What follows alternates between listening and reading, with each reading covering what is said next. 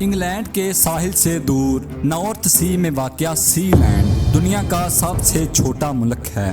सिर्फ 43,000 मरबा फीट पर मुहित ये मुल्क एक फुटबॉल मैदान से भी छोटा है। ये समुद्री किला वर्ल्ड वार 2 के दौरान बनाया गया था, लेकिन 1967 में रॉय बैटस जो बरतानवी फौज के साबिक मेजर थे, उसने इसको अपनी सल्तनत बना लिया। आए हमारे साथ चलें और जानें कि किस तरह ये समुंदर के बीचों बीच किला एक हकीकी मुल्क में बदल गया, जहां पासपोर्ट, वीज़ा और यहाँ तक कि एक जेल भी मौजूद है।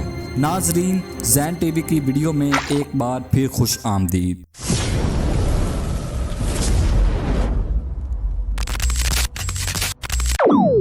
सी लैंड की कहानी का आगाज पायरेट रेडियो से हुआ।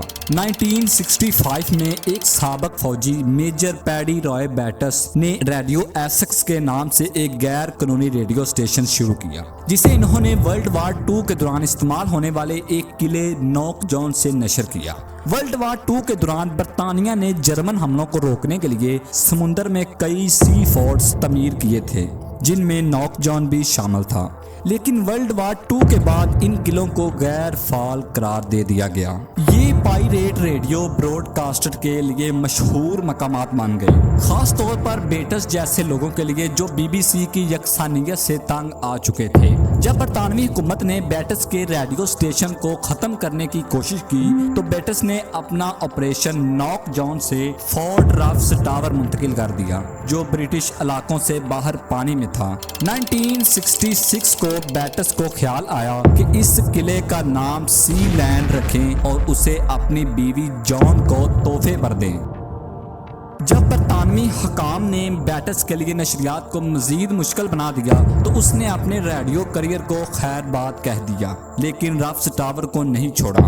2 सितंबर 1967 को बेटस ने इस किले को प्रिंसिपैलिटी ऑफ सी लैंड का नाम दिया।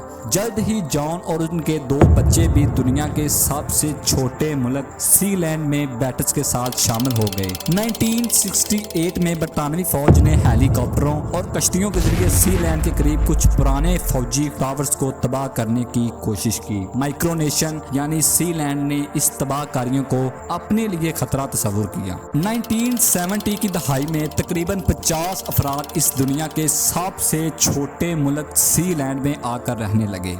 ये ज्यादातर बेटस फैमिली के दोस्त थे, जो बरतानिया के असर से बाहर रहना चाहते थे। इसी दौरान बेटस फैमिली ने अपने शहरियों के लिए फोर्ट को ज्यादा काबिल रहायश बनाने के लिए कई इक़दाम किए। मसलन इन्होंने प्लेटफार्म की छत पर एक हवा से चलने वाला जनरेटर नस्ब किया, जिससे सी लैंड के अंदरूनी 10 कमरों में मौजूद स्पेस हीटर्स के लिए बिजली फराहम की गई।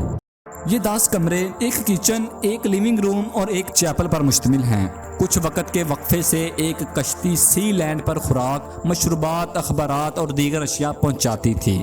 ताहम शहरी हमेशा मोहतात रहते थे, वो अशिया ज़ख़ीरा कर लेते थे, क्योंकि कश्ती का शेड्यूल कभी कभार गैर मुतवक्का हो सकता था। सी लैंड की मुश्किलात अभी ख़त्म नहीं हुई थी।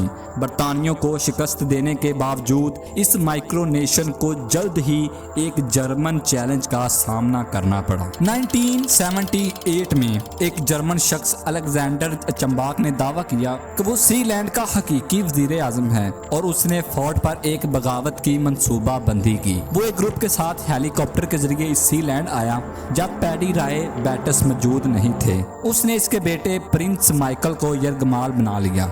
माइकल ने बताया कि वो दहशतगर्द थे, जिन्होंने मुझे 4 दिन तक बगैर खाने और पानी के कैद में रखा। इसके जवाब में उसके वालिद बैटस ने एक जवाबी हमला किया, जिससे ज्यादातर जर्मनों ने फरार होने में कामयाबी हासिल की। ताहम सी लैंड के शहरियों ने एक आदमी को यरगमाल बनाए रखने का फैसला किया। हैरत अंगेज तौर पर बरतानिया में जर्मनी के सफीर को सी लैंड पर हेलीकॉप्टर के जरिए आना पड़ा, ताकि उस शख्स की रिहाई के लिए मुज़ाकरात कर सकें। ताहम सी लैंड की मौजूदगी अभी तक मुकम्मल तौर पर महफूज नहीं थी। 1980 की दहाई में अक़वाम मुत्तहिदा के समुद्री कवानीन पर कन्वेंशन ने बरतानिया के समुद्री हदूद को फोर्ट तक बढ़ा दिया। اور برطانیہ کے فارن آفس نے سی لینڈ کی قانونی حیثیت کو صاف طور پر مسترد کر دیا، کیونکہ فورٹ ایک الگ آزاد ریاست کے طور پر قائم نہیں ہو سکتی، کیونکہ اس میں ریاست کی کوئی خصوصیات نہیں ہیں۔ یہ حیرت کی بات نہیں ہے کہ سی لینڈ آج بھی ایک بحری دلچسپی کا موضوع اور ان لوگوں کے لیے تحریک کا باعث ہے جو کبھی زیادہ آزادانہ زندگی جینا چاہتے ہیں، اور بیٹس خاندان کے لیے یہ ان کی ذاتی تاریخ کا ایک فخر ہے۔ جی دوستو، آپ کو یہ ویڈیو کیسی لگی؟ نیچے کمنٹ سیکشن میں اپنی رائے ضرور دیں، ویڈیو کو لائک کریں۔ ملتے ہیں اگلی ویڈیو میں، تب تک کے لیے اللہ حافظ۔